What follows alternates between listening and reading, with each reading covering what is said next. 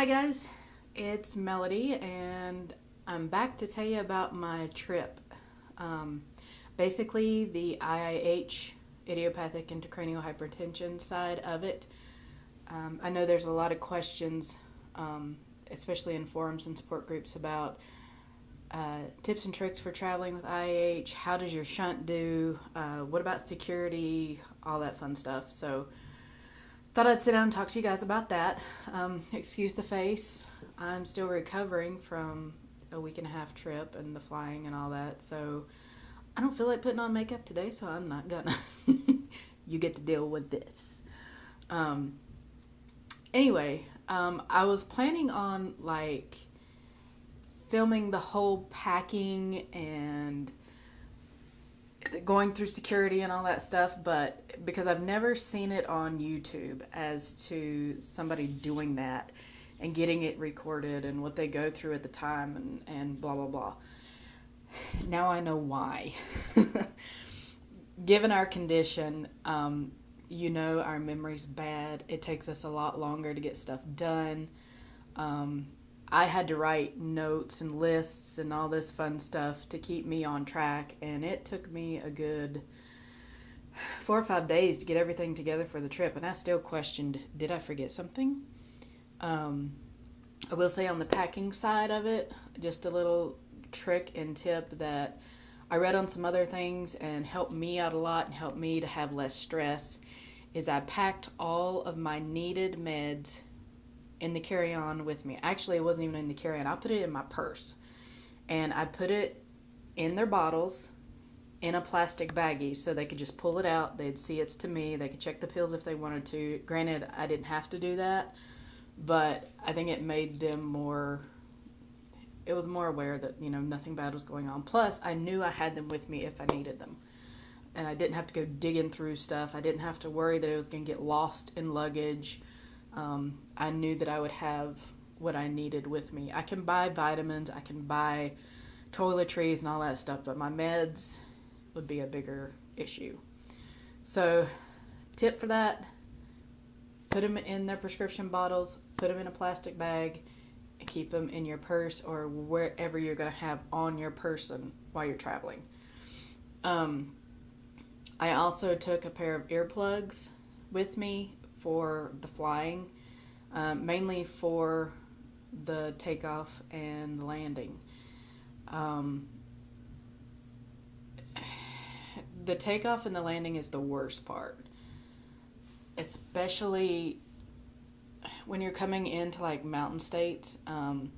Where I live it's in Spokane, Washington, and on the way back, you kind of have to drop into the mountain, and that drop into Spokane hurt. Granted, it's a pain that I've felt before and that I've dealt with before, but you can tell just like that when the elevation's dropping. And that was kind of the only time that it was almost unbearable for me.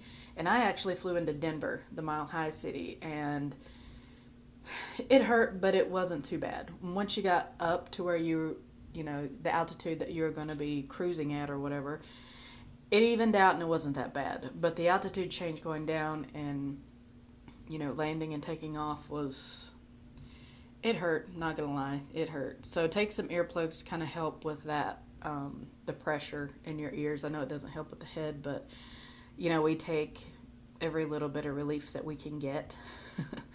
But yeah, as far as flying, that's really the only pain really that I had was the taking off and the landing.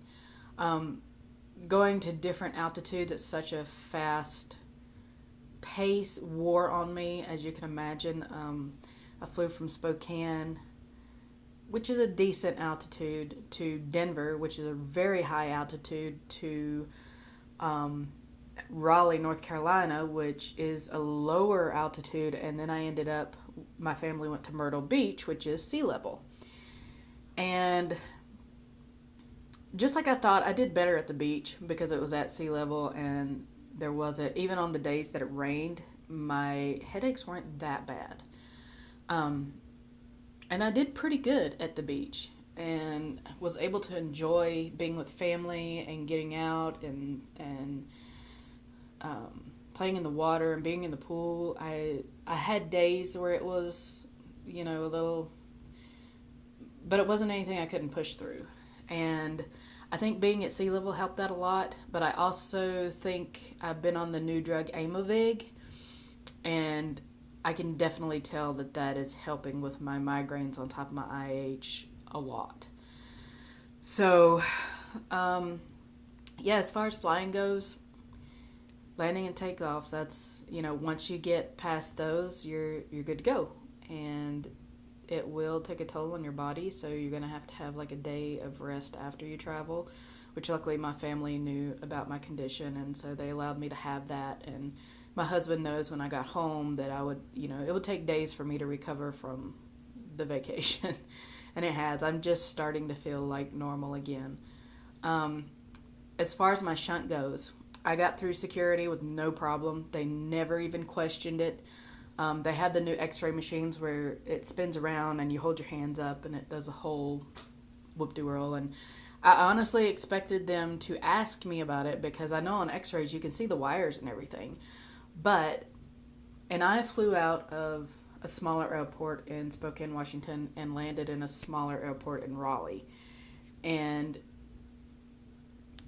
they have to be well versed on it. There's no other reason why they wouldn't question me about it, but it was no problem. They were like, "You're good, go on." So I didn't have to have a card or a doctor's note or anything like that. I didn't have to show them my scars. It's like when they saw, they knew what it was. So anybody that is worried about that, I would not worry about it. They, like I said, never even came up. Never questioned me about it or nothing.